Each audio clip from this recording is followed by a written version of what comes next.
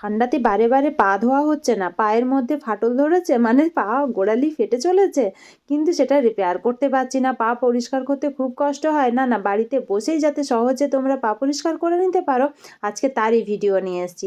তো দেখো, আমি এখানে প্রথমেই নিয়ে নিয়েছি লেবু। একটা গোটা পাতিলেবুর রসটাই আমি বার করে নিচ্ছি। একটা গোটা পাতিলেবু হলে খুব ভালো হয়। এরপরে আমি একটা 2 টাকার কফি পাউচ নিয়ে নিয়েছি। তোমরা এমনি যদি নাও তাহলে 1 চামচ মতো কফি নেবে।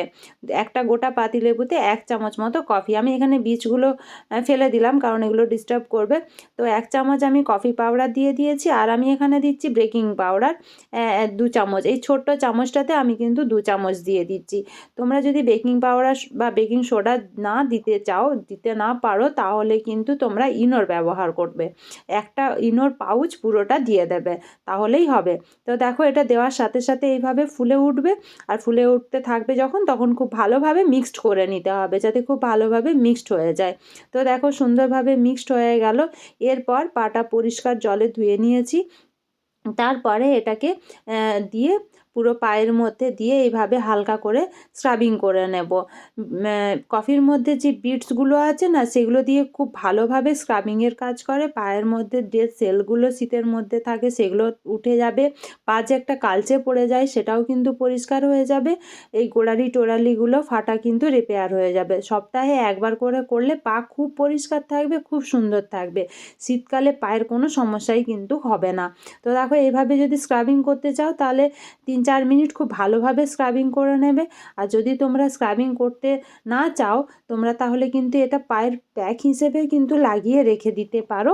2-3 মিনিট রাখলেই হবে। 2-3 মিনিট রাখার পরে কিন্তু আমরা যে লেবুর রসটা বার করে নিলাম, তার যে খোসাগুলো রয়েছে, সেই খোসাগুলোকে এইভাবে একটু উল্টো করে নিলে ভালো হয়, সুবিধে হয় বেরোবে, মানে রসটা খুব ভালোভাবে বেরোবে।